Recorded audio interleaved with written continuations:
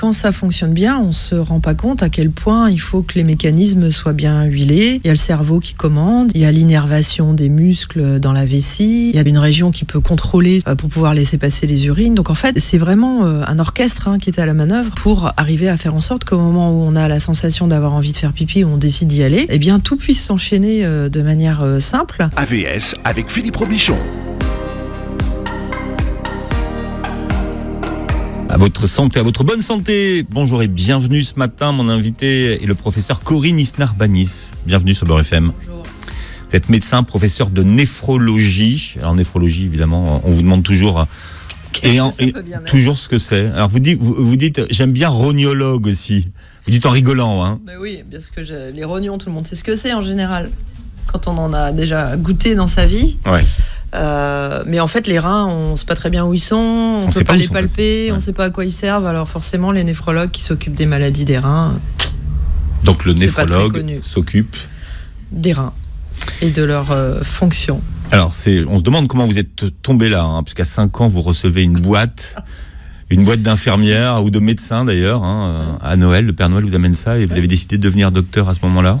Beaucoup d'enfants jouent à être docteur ou infirmière quand on est petit, sauf que moi j'ai continué en fait à essayer de faire ce métier avec joie et on essayait de faire changer les choses.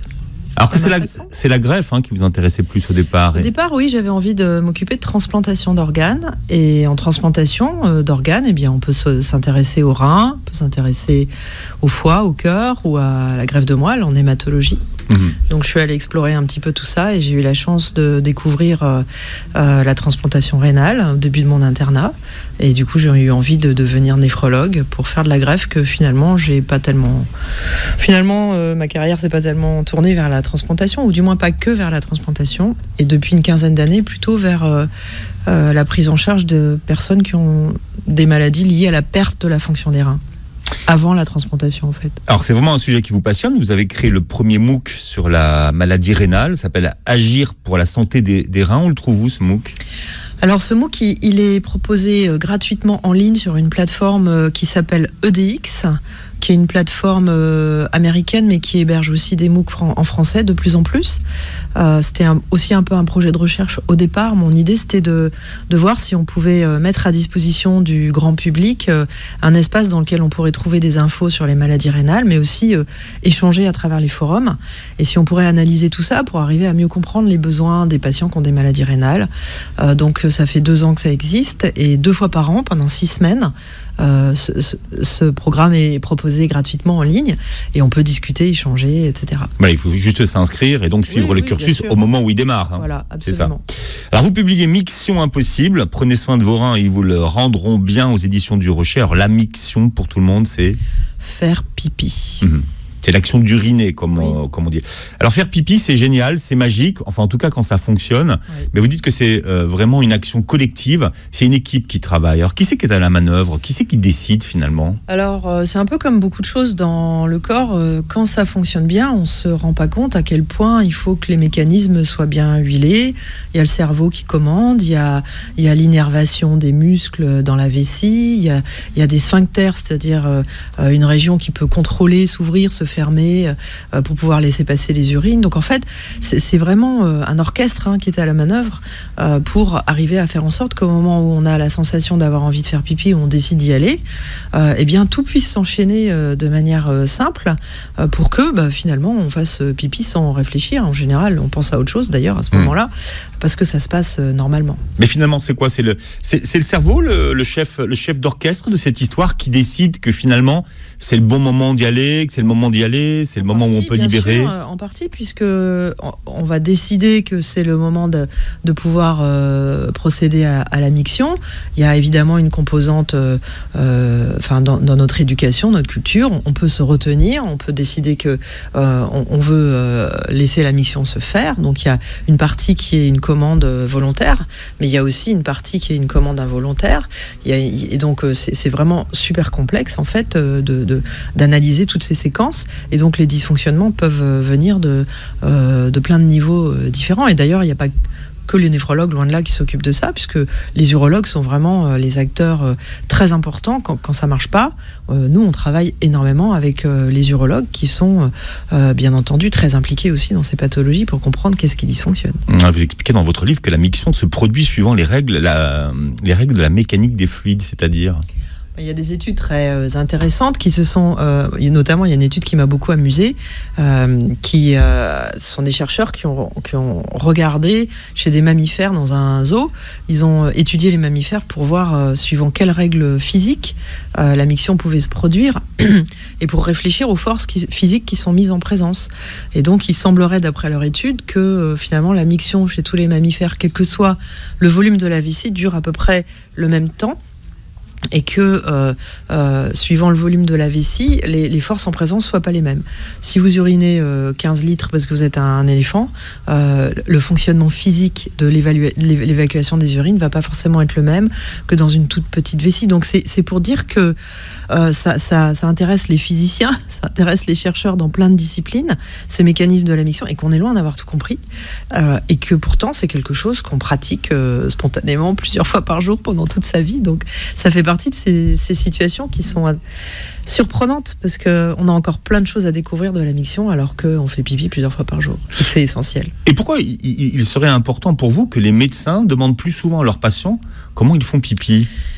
C'est quelque chose que j'ai réalisé ces dernières années parce que plus je pose cette question, moi, plus je trouve que les gens me disent que ça va pas toujours bien. Alors évidemment, ce sont les gens que je vois à ma consultation. Il y a certainement des millions de gens qui font pipi sans problème, heureusement, et tout va bien. Mais en tout cas, il y a certainement peut-être un tabou autour de ces fonctions-là. La meilleure des preuves peut-être, c'est qu'on est enfermé dans une petite pièce, souvent sans fenêtre, pour faire pipi, et que c'est quelque chose d'intime, quelque chose donc on en parle peut-être pas volontiers. Ça touche à la sphère urogénitale, c'est une partie du corps dont on parle pas forcément volontiers. Ça, c'est une des raisons. Et l'autre raison pour laquelle on en parle peut-être pas assez, c'est qu'on s'habitue au changement. En fait, comme finalement avec le temps dans la vie, à certaines périodes de la vie, on peut avoir des dysfonctionnements de cette fonction-là. Ça peut marcher plus ou moins bien, mais comme ça vient pas toujours brutalement, on se débrouille. Si on se lève la nuit pour faire pipi, on se lève la nuit pour faire pipi, ça vient progressivement. Et on finit par s'habituer. On s'habitue, on va pas forcément aller voir son médecin parce que finalement on fait pas pipi comme avant, on trouve ça plutôt assez normal. Donc dans certains cas, il faut s'y habituer et puis c'est peut-être une évolution du fonctionnement du corps humain avec le vieillissement, mais dans d'autres cas, il y a des pathologies, puis surtout il y a des situations qu'on peut arranger et qu'on peut améliorer, donc ça vaut peut-être le coup de s'y intéresser. Vous dites que c'est un peu quand même le monde de la débrouille, que chacun à ces petits trucs, en fait. Mais oui, mais moi, vous dites que c'est l'univers du système D, faire pipi, finalement. Un peu, parce que c'est amusant. Il y a des gens qui vous disent, d'abord les femmes, par exemple, elles vont faire pipi avant d'aller faire quelque chose d'important. Par exemple, moi, ce matin, avant de venir faire en prévention, émission, vous voulez dire. En prévention, vous allez faire pipi parce que vous dites comme ça, au moins, après, je serai tranquille. En travaillant sur ce livre, je me suis rendu compte qu'il y a des études qui montraient que c'était pas du tout une bonne idée. Parce qu'en fait, le corps est super bien prévu, en fait, tout est bien organisé dans le corps. Le corps est organisé pour que quand vous avez envie de faire pipi, il gère la situation. Mais si vous lui imposez d'aller faire pipi quand vous n'avez pas envie en prévention, lui, il ne connaît pas ça. Et en fait, il y a quelques études qui montrent que peut-être ça déconditionne en fait nos systèmes automatiques et qu'on fera peut-être moins bien pipi automatiquement si on impose au corps d'y aller quand on n'a pas envie. Donc en fait, on aurait envie de dire qu'il faut à la fois, des fois le système D c'est pas forcément bien pour l'organisme, et puis surtout le corps il est quand même très bien pensé et il se débrouille, mais si ça dysfonctionne il vaut mieux aller poser la question peut-être à un professionnel de temps en temps. Voilà, et vous dites que finalement la façon dont nous urinons c'est un élément important de notre santé qui est souvent sous-estimé finalement. Essentiel, parce que la façon dont vous urinez elle a un impact sur la survenue par exemple d'infections urinaires, on va certainement en parler. On va parler Ça peut avoir un impact sur la cristallisation d'un certain nombre de minéraux dans vos urines, et avoir un calcul dans les reins, c'est quand même quelque chose qui concerne une personne, 10% des gens en fait dans le monde, et c'est de plus en plus fréquent. Et ça peut avoir aussi un impact à certains moments sur la fonction des reins. C'est-à-dire qu'en fait vous avez les reins qui fabriquent de l'urine, cette urine est stockée dans la vessie, si elle peut pas s'éliminer correctement de temps en temps, ça pose aussi un problème à nos reins qui peuvent plus travailler normalement. Et qu'est-ce qui se passe entre deux vidanges ? Entre deux vidanges, on fabrique... Est-ce qu'il y a un curseur qui dit hop, ça y est, c'est trop plein, il faut... Ah bah oui, il y a plein de systèmes de perception, des capteurs qui vous disent comment votre vessie est remplie, comment elle est distendue par le liquide qui est dans votre vessie, et à quel moment il va falloir faire quelque chose. Donc, encore une fois, il y a des systèmes qui vous permettent de savoir à quel moment vous devez aller faire pipi, parce que les reins n'arrêtent jamais de travailler. Toutes les 30 minutes, les reins ont vu passer l'intégralité du sang du corps humain. Donc, il y a un circuit qui se fait toutes les 30 minutes. Le sang circule dans les reins, et à partir du sang qui arrive dans les reins fabriquent de l'urine, qui est dite primitive, parce qu'au départ, les reins fabriquent énormément d'urine dans une petite partie des reins qui s'appelle le glomérule. C'est une petite boule de vaisseau. Puis ensuite, ce qui est fascinant dans le fonctionnement des reins, c'est que en réalité, ils réabsorbent tout ce que, tout bien réfléchi, il a besoin de garder. Et ce système-là, encore une fois, il est prévu pour pouvoir s'adapter à toutes les situations du quotidien. C'est-à-dire qu'en fait, on dit toujours que les reins vont nous permettre d'éliminer les déchets. Bien sûr, c'est pas faux, c'est vrai. Mais surtout, les reins nous permettent d'éliminer de l'urine, mais de réabsorber dans l'urine, avant de l'amener à la vessie, tout ce que finalement on a besoin de garder. Et c'est à travers ces systèmes de réabsorption qu'on va pouvoir introduire des choses super subtiles qui sont l'adaptation à nos conditions. Par exemple, un exemple très simple, s'il fait très chaud, on va garder un peu plus d'eau et de sel parce qu'on ne veut pas se déshydrater. Le corps va nous aider à rester bien hydraté en fonction de la température extérieure et de ce qu'on a bu. Donc en fait, on va réabsorber plus d'eau et de sel s'il fait très chaud. Et tout ça, encore une fois, c'est comme un ordinateur. Hein. C'est même mieux. C'est mieux qu'un ordinateur. C'est beaucoup mieux. Mais alors, comment vous expliquez qu'il y a des formes d'incontinence ? Est-ce qu'on arrive à expliquer ces formes d'incontinence ? Des gens qui, par exemple, ont toujours envie de faire pipi ou bien sûr, alors il y a dès qu'ils sont sur l'autoroute. Alors là, c'est quand qu'on s'arrête Il y a plein de raisons, malheureusement, hein, évidemment, et plein de situations et de pathologies qui peuvent faire que... alors, l'incontinence, ça veut dire qu'on ne peut plus retenir les urines dans la vessie. Et ça, c'est un vrai tabou. Mais c'est horrible, c'est très difficile de vivre avec ça. Moi, quand je vois des gens qui ont des fuites et qui peuvent pas garder leurs urines, c'est un sentiment d'être dégradé, de revenir en enfance, d'être obligé de mettre des protections. C'est très dur de vivre avec ça.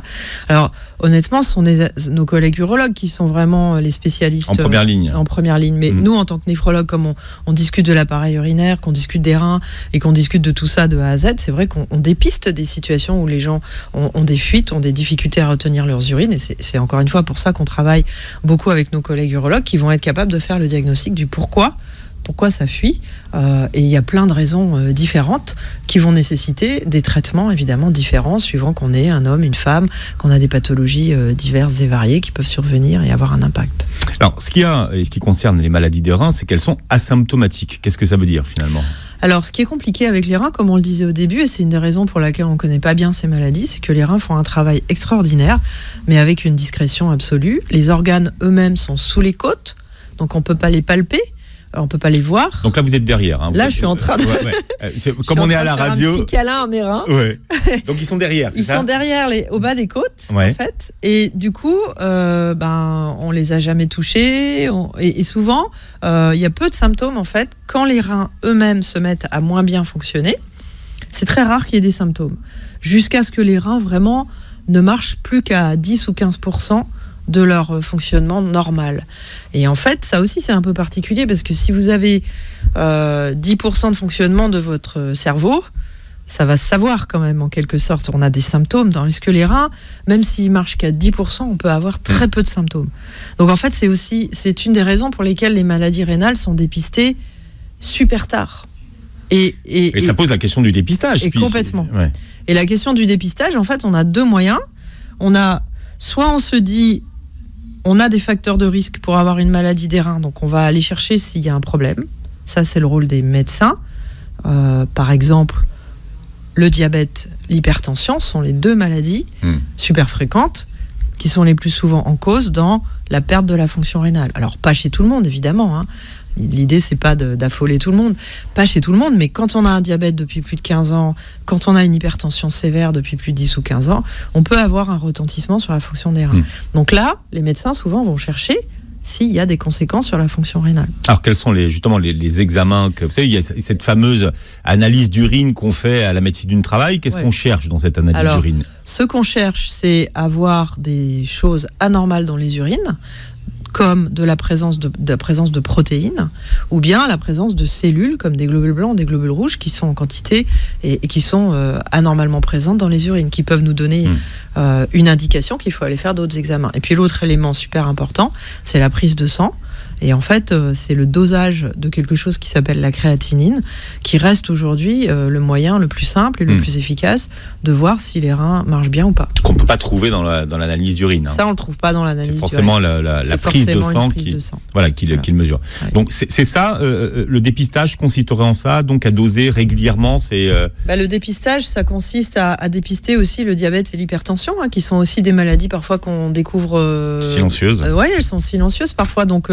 c'est important de savoir si on a un diabète, c'est important de savoir si on a une hypertension. Donc nous, il y a une journée annuelle de dépistage des maladies rénales qui existe depuis plusieurs années dans le monde, qui est au mois de mars en général, autour du 10-12 mars.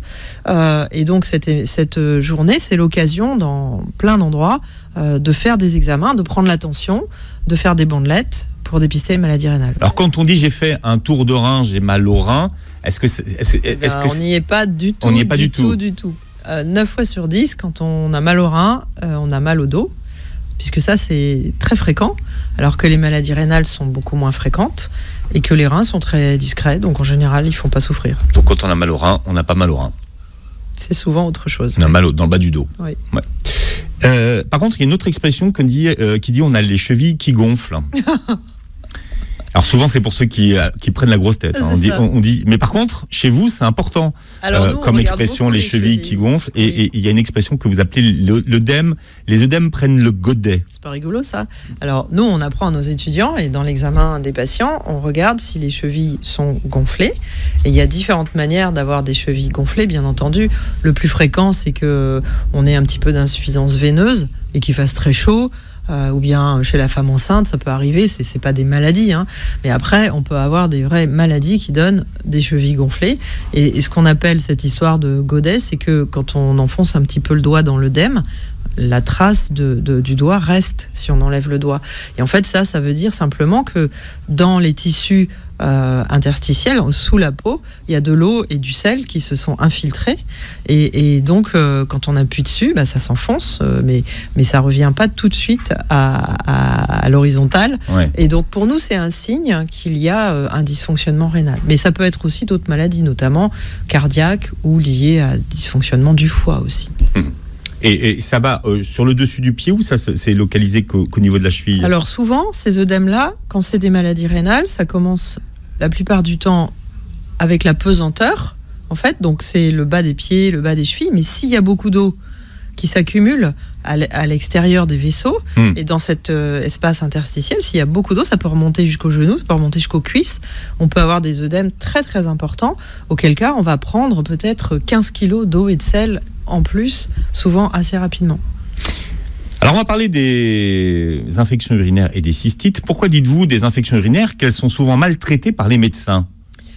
Vous savez, les choses les plus simples à faire sont parfois les plus difficiles concrètement, parce que la difficulté qu'on a aujourd'hui avec les infections urinaires, c'est qu'on aimerait bien utiliser au mieux les antibiotiques, qui sont les médicaments qui nous permettent de lutter contre les infections liées aux bactéries. Je le précise parce qu'en ce moment, on est plutôt préoccupé par un virus et que les antibiotiques ne marchent pas sur les virus. Et quand on réfléchit, il y a encore quelques décennies, on n'avait pas en fait de médicaments pour tuer les bactéries. Et on mourait d'infections liées à des bactéries, des streptocoques, il n'y a pas très longtemps, des staphylocoques, et tout ça, c'est quand même il n'y a pas très longtemps. Donc on est très content et très heureux d'avoir eu des antibiotiques. Ça a permis de sauver des millions de vies. Et aujourd'hui, la problématique soulignée par l'OMS au niveau international, c'est que si on utilise ces antibiotiques trop largement pour détruire les bactéries de manière trop vaste, eh bien, on s'expose à ce que les bactéries deviennent résistantes. Et en fait, le problème, c'est qu'on n'a pas non plus tous les jours des nouveaux antibiotiques qui sont créés. On n'a pas beaucoup d'innovation sur les antibiotiques. Et on s'inquiète de savoir si on ne va pas retomber dans la problématique d'avoir des bactéries qui nous donnent des infections qu'on ne soit plus capable de traiter. Qui deviennent antibiorésistantes. Voilà. Alors, vous prenez l'exemple. Et donc, en fait, comme les infections urinaires sont très fréquentes, on n'a pas forcément besoin de traiter ces infections avec des antibiotiques qui détruisent toute la flore digestive, puisqu'en fait, les cystites, les infections urinaires, sont des petites maladies fréquentes qui sont dues à des bactéries de notre tube digestif, la plupart du temps. Alors, le plus grand coupable, c'est... Le fameux microbiote que tout le monde connaît maintenant. Disons que dans notre tube digestif, il y a plein de bactéries qui sont indispensables à la vie. Et donc, elles sont sur la peau du périnée, autour de l'anus, autour de la vulve, etc. Et ces bactéries peuvent remonter, peuvent s'infiltrer dans la vessie et donner une infection urinaire. Donc quand on va vouloir traiter l'infection urinaire avec des antibiotiques, l'idée aujourd'hui, c'est d'utiliser l'antibiotique qui va cibler, si on pouvait, uniquement la bactérie qu'on veut détruire et pas toutes les bactéries du tube digestif. Donc on classe aujourd'hui les antibiotiques en fonction de leur efficacité sur la bactérie qui nous intéresse, et ça c'est ce que vous voyez quand vous faites une analyse d'urine. Quand il y a des bactéries dans les urines, le laboratoire fait ce qu'on appelle un antibiogramme, et l'antibiogramme c'est tester au laboratoire la sensibilité de la bactérie qui vous donne votre infection, celle qu'on a trouvée dans les urines, aux différents antibiotiques. Mais après, le rôle du médecin, c'est d'essayer de ne pas utiliser des antibiotiques qui détruisent toutes les bactéries. Il ne faut pas y aller en force, il ne faut pas y aller avec le char d'assaut. Si on peut. Voilà. Et donc c'est une des difficultés, c'est de prêter attention à ça. L'autre élément, c'est que quand on a une cystite, chez la majorité des femmes, parce que c'est plus fréquent chez la femme, c'est 50 fois plus fréquent chez la femme entre 20 et 50 ans. Donc, même si les hommes peuvent avoir des infections urinaires, mais c'est pas les mêmes. Mais c'est souvent plus tard, ou alors quand il y a vraiment une pathologie de l'appareil urinaire. Mais chez la femme en bonne santé qui fait une cystite, ce qui est quand même très fréquent, parce qu'on peut rappeler quand même qu'une femme sur 5 va faire une cystite dans sa vie, et que parmi les femmes qui vont faire une cystite dans leur vie, une femme sur 5 va en avoir une deuxième, et parmi celles qui vont en avoir une deuxième, il y en a une sur 5 qui va avoir plein d'infections urinaires, jusqu'à ce que parfois en avoir 10 par an, ce qui évidemment est un peu pénible. D'accord. Est-ce que la cystite peut partir toute seule, et à ce moment-là, l'organisme peut faire son travail C'est ça. Alors donc, ce qui est intéressant, c'est que sans doute, dans certains cas, quand il n'y a aucun critère de gravité et qu'on a une infection urinaire, c'est-à-dire, alors on peut redire ce que c'est en fait, une cystite. Une cystite, c'est quand d'un seul coup, ça brûle quand on fait pipi. La dernière goutte, on dirait qu'on urine du fiel, de l'acide. Voilà, c'est très très douloureux parfois. Et surtout, on va avoir envie de faire pipi toutes les 5 minutes. Et parfois, les urines sont sanglantes, ce qui généralement affole beaucoup les gens. Mais c'est simplement parce que la vessie les urines contiennent des bactéries, que ces bactéries, pour certaines d'entre elles, s'accrochent avec leurs petits bras musclés aux parois de la vessie, et que la vessie est l'objet d'une réaction inflammatoire et elle peut saigner un peu. Et donc quand on a ça... qu'est-ce qui pourrait pousser une bactérie à aller dans une vessie qui est quand même pas l'endroit le plus glamour du monde ? Oui, alors c'est vrai qu'on se demande souvent, il y a beaucoup d'études là-dessus, pourquoi les bactéries du tube digestif remontent, et si c'est plus fréquent chez la femme, c'est sans doute que anatomiquement, l'urètre est plus court, et que toute situation d'irritation locale de la vulve et de l'orifice de l'urètre qui est au niveau de la vulve va favoriser peut-être la remontée des bactéries dans la vessie. Sauf que, encore une fois, le corps est bien prévu, il a tout prévu, et ce qui va nous empêcher, finalement c'est logique, les urines ne sont pas stériles, il y a parfois des bactéries qui remontent physiologiquement, même sans qu'on ait aucune pathologie. Simplement, quand on tire la chasse, c'est-à-dire quand on va faire pipi, on élimine la vessie, les bactéries qui vont avec, et on n'a pas d'infection urinaire. Donc pour tirer la chasse, il faut boire, mais surtout, il faut aller faire pipi. C'est le système principal de protection contre les infections urinaires du corps, c'est que les urines ne sont pas faites pour stagner dans la vessie, elles sont faites pour s'éliminer régulièrement. Et les bactéries avec. Est-ce qu'il faut boire plus en cas de cystite ou pas ? Alors ça, c'est une vraie question. C'est-à-dire que... Il y a une idée reçue qui dit, quand on a une infection urinaire, il faut boire plus pour évacuer plus et l'infection partira avec. Alors il y a plein de choses. On a un peu seriné les femmes en particulier pendant des années. On dit à tout le monde, il faut boire, il faut avoir sa bouteille d'eau avec soi. En fait, probablement que la soif suffit à réguler les apports en liquide, puisque la soif est excessivement finement régulée. C'est-à-dire que dès que le corps a plein de façons de capter si vous avez besoin d'eau davantage, et de vous indiquer que c'est le moment d'aller boire. Encore faut-il que ce système-là soit parfaitement fonctionnel. Et quand on vieillit, par exemple, quand on est très âgé, on peut avoir une perte de la sensation de soif. C'est un peu ce qui s'est passé pendant la canicule de 2003, enfin moi qui m'a marqué parce que j'étais à l'hôpital à ce moment-là, où en effet les personnes les plus âgées étaient les plus sensibles à la déshydratation parce qu'ils percevaient moins bien la soif. Donc là, il faut peut-être stimuler les gens à boire, mais sinon normalement votre soif est capable de vous dire ce qu'il faut faire. Après, si on a mais pardon de vous couper, mais est-ce que boire quand on a soif, c'est pas déjà trop tard pour l'organisme? Si on n'a aucune pathologie et qu'on n'a pas de maladie particulière, bah ça suffit. Ça marche bien. Par contre, si on fait des infections urinaires à répétition, si on a une anomalie de l'appareil urinaire, si on a une vessie qui ne peut pas se vider normalement, si on a quelque chose de pas normal, là, sans doute que boire plus et aller faire pipi plus souvent, ça va aider à finalement à diminuer la fréquence des infections urinaires. Donc en pratique, ce qu'on pourrait dire, c'est faisons confiance à notre soif si on se comporte normalement. Peut-être le petit bémol là-dessus, c'est que malgré la soif, il y a des moments où on ne peut pas boire.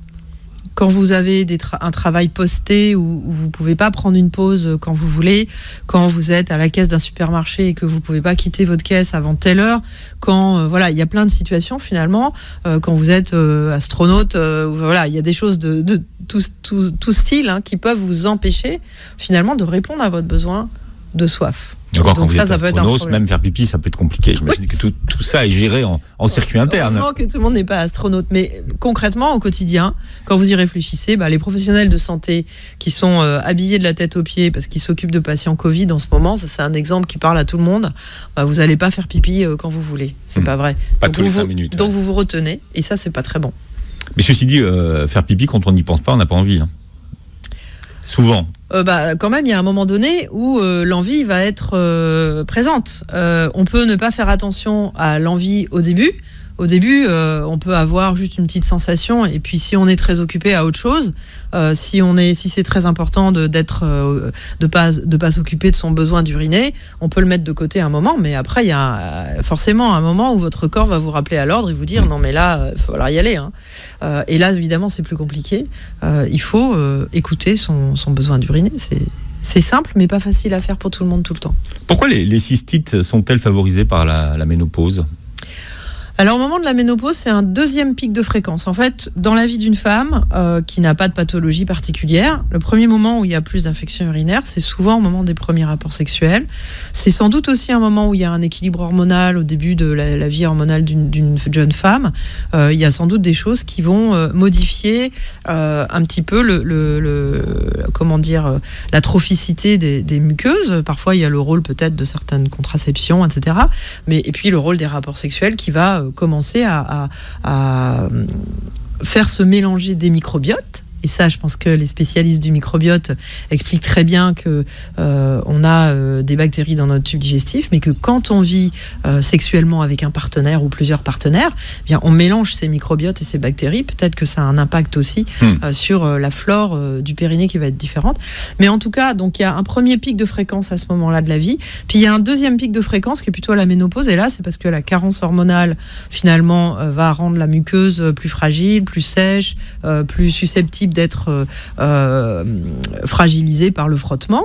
Et puis aussi, c'est peut-être un moment de la vie où on commence à avoir peut-être un périnée moins musclé, une vessie qui va moins bien se vider, peut-être des conséquences de certaines opérations, peut-être des conséquences de certains accouchements pour lesquels on a eu ou pas la rééducation périnéale, qui aujourd'hui est vraiment rentrée dans les habitudes, mais que beaucoup de femmes n'ont pas fait parce qu'elles ont accouché il y a longtemps. Donc finalement, il y a peut-être plus de constipation. Voilà, il y a plein de facteurs qui font qu'à ce moment-là de la vie, il y a plus d'infections urinaires. Comment est-ce qu'on prévient donc la récidive des cystites ? Est-ce que vous avez des conseils à donner à celles qui nous écoutent aujourd'hui, à ceux qui nous écoutent d'ailleurs ?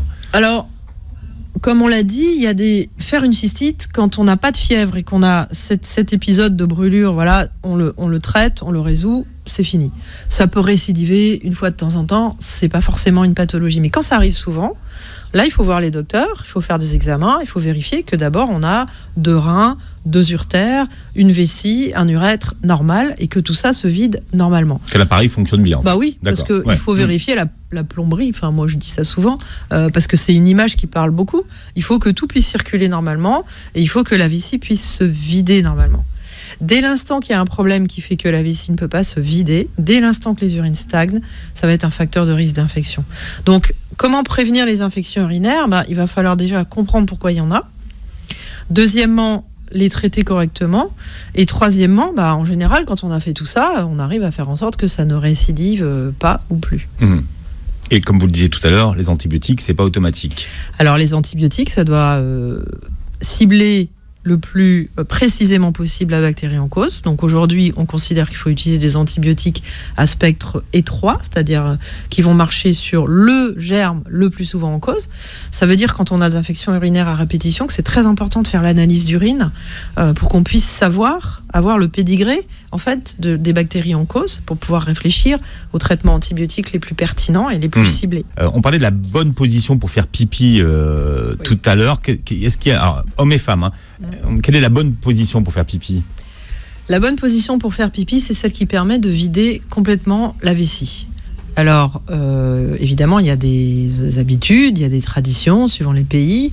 Ce qu'il faut, c'est pouvoir déposer son bassin, détendre ses muscles. Donc en fait, c'est pas, comme je le dis dans le livre, c'est pas comme on fait d'habitude, nous les femmes, sur une fesse, parce qu'on ne veut pas s'asseoir sur les toilettes, parce que c'est sale, ou bien en suspension, etc. Donc si on est tout contracté, debout sur la pointe des pieds, c'est sûr que c'est difficile de vidanger correctement la vessie, et parfois c'est un problème. Après, il y a des études qui montrent aussi que au cours de la vie, par exemple chez l'homme, les hommes ils aiment bien uriner debout, ça marche très bien. Peut-être qu'à certains moments, il y a des études qui montrent que quand on a un peu plus de difficulté à vider sa vessie parce que la prostate devient plus grosse et que du coup ça change un petit peu la situation, peut-être qu'à ce moment-là on vidange mieux sa vessie si on est assis. Il y a un nouvel appareil, mesdames. Alors je sais pas s'il est très populaire. Il porte un nom super glamour. Ça s'appelle le pisse debout. Le pisse debout. Peut-être que c'est féministe un peu, c'est-à-dire que nous aussi on voudrait pouvoir faire pipi debout. Enfin on peut, mais c'est pas très pratique. Pas toujours, non. Et donc ce petit instrument permet en fait de recueillir les urines et avec un petit tuyau au niveau de la vulve en fait, et il y a un petit tuyau qui peut élégamment descendre dans votre pantalon jusqu'à par terre pour éliminer les urines. Alors moi j'avoue que je n'ai pas testé. Mais peut-être que c'est le début d'une révolution et de plus de liberté pour les femmes pour aussi uriner facilement dans la rue, dans un coin, etc. Même si on n'a pas très envie de conseiller d'uriner dans la rue, c'est pas très. Mais parfois, de toute façon, il n'y a pas d'autre solution. Donc, parfois, il n'y a pas d'autre solution. Ça peut arriver. Peut-être que si on a une utilisatrice, venez partager votre expérience avec nous. On va parler du mal de Bright. Oui. Qu'on appelle également l'insuffisance rénale. Oui. L'IRA. Alors, l'insuffisance rénale, c'est très sérieux, ça, pour le coup. C'est ce qui se passe quand les reins ne marchent plus. Et en fait, quand les reins ne marchent plus, jusque dans les années 60, on n'avait pas de plan B. On n'avait pas de plan B, on savait déjà comment on pourrait remplacer les fonctions des reins par la dialyse, mais on n'avait pas réussi à le mettre en place.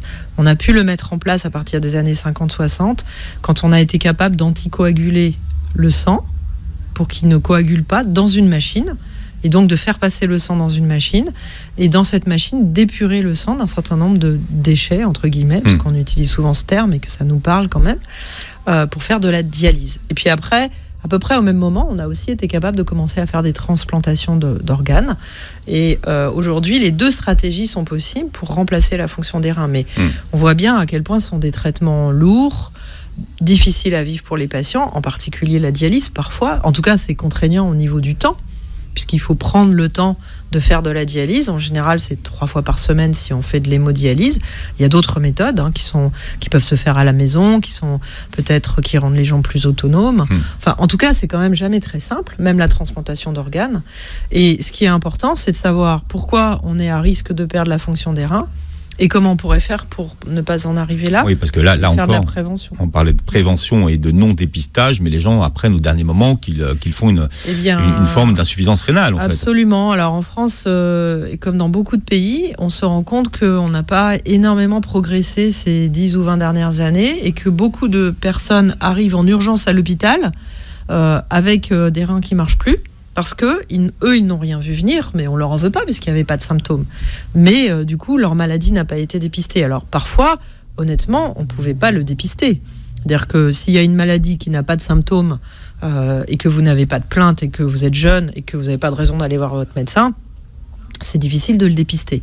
À cet égard, d'ailleurs, on peut se dire que l'armée, par exemple, et les tests urinaires qu'on faisait beaucoup à l'école, j'ai l'impression qu'on en fait moins actuellement, pas mal à l'armée, et donc ce dépistage systématique... Ouais, mais c'était des populations très très jeunes quand même. Mais oui, mais alors c'était peut-être pas rentable, entre guillemets, d'analyser le pipi dans toutes les écoles ou pour tous les militaires, etc., parce qu'il y avait peu de maladies, parce que les gens étaient jeunes, mais enfin, il y avait quelques-uns quand même qu'on dépistait à ce moment-là parce qu'on trouvait qu'il y avait des choses anormales dans leurs urines.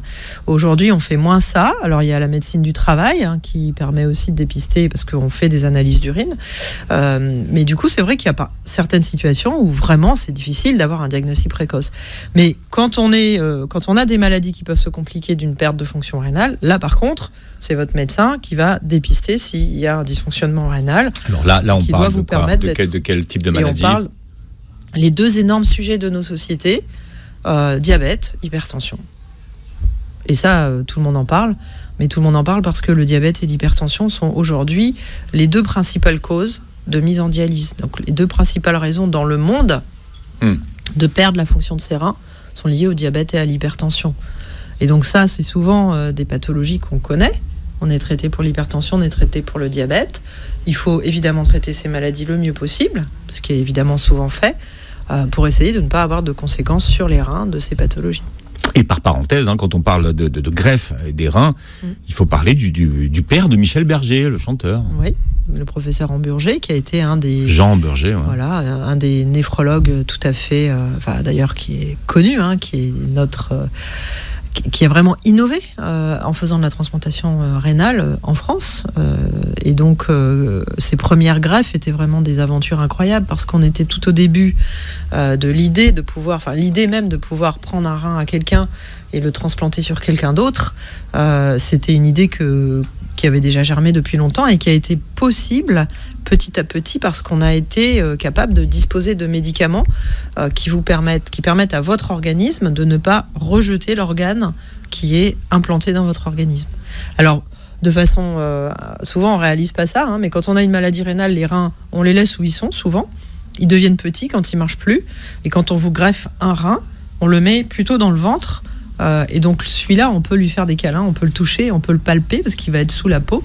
Et les médecins transplanteurs examinent votre rein quand vous êtes transplanté pour savoir comment il va. Comme ça, ils ont accès. En quelque sorte, on peut savoir s'il est douloureux, voir sa taille, faire une biopsie si nécessaire, etc.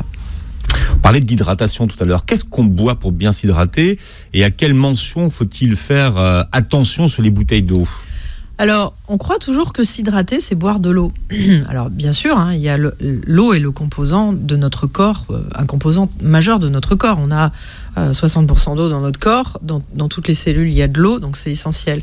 Mais si on ne boit que de l'eau, on s'hydrate moins bien que si on boit de l'eau et du sel. Donc, en fait, pour les néphrologues, s'hydrater, c'est apporter de l'eau et du sel.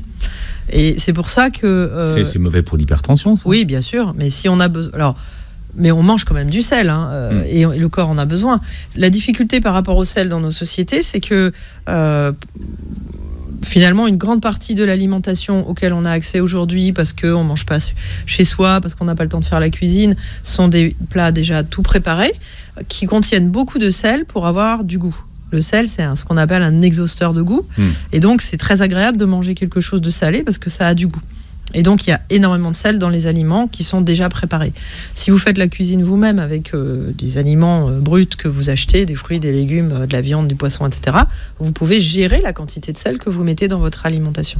Et donc, on a des conseils depuis très longtemps, des recommandations internationales qui nous disent qu'on mange probablement trop de sel, 18-20 grammes de sel pour beaucoup d'entre nous, si on mange des produits tout prêts, alors qu'on devrait manger plutôt 6 à 8 grammes de sel. Donc on a besoin de sel. Voilà, dans l'eau, on a besoin de quoi et quel est le bon dosage ? Alors si on n'a pas de maladie, manger raisonnablement salé, mais pas trop, pour pas avoir d'hypertension, bien sûr. Ça nous amène quand même s'hydrater normalement en fonction de sa soif. Ça va nous régler absolument nos besoins. C'est-à-dire qu'on va boire en moyenne entre un demi-litre et 1,5 litre suivant les personnes par jour. On va manger peut-être 6, 8, 10 grammes de sel. Et ça va bien comme ça. Après, si on est en situation de déshydratation, Par exemple, on a une gastroentérite, on a beaucoup de diarrhée ou on vomit beaucoup. Là, il va falloir boire plus, mais on peut aussi manger plus de sel ou prendre des aliments salés ou de l'eau qui contient du sel. Et les eaux qui contiennent du sel sont souvent les eaux qui contiennent aussi des bicarbonates. Et donc, il y en a un certain nombre. Je crois que c'est les eaux gazeuses dans ces cas-là ? Oui, alors il y a Vichy, Salvetta, il y a un certain nombre d'eaux gazeuses qui contiennent du sel et du bicarbonate qu'on peut conseiller spécifiquement quand on est très déshydraté, qu'on a besoin de s'hydrater. L'urine, c'est bon, hein, c'est un bon engrais. Oui, alors j'ai découvert ça, c'est pas directement mon métier, évidemment. Non, mais c'était rigolo de voir que finalement, on parle toujours des matières fécales, mais rarement de l'urine comme engrais. Et puis voilà, et puis du coup, je trouve que concevoir l'urine seulement comme un déchet, moi, ça me fait de la peine parce que, premièrement, c'est pas exactement vrai, c'est essentiel de fabriquer de l'urine, et puis l'urine, c'est pas sale. Finalement, c'est souvent pas dangereux et ça peut même être utilisé en effet comme engrais parce que ça contient de l'urée. Et donc, c'est ce qui sent, non, d'ailleurs, l'urée.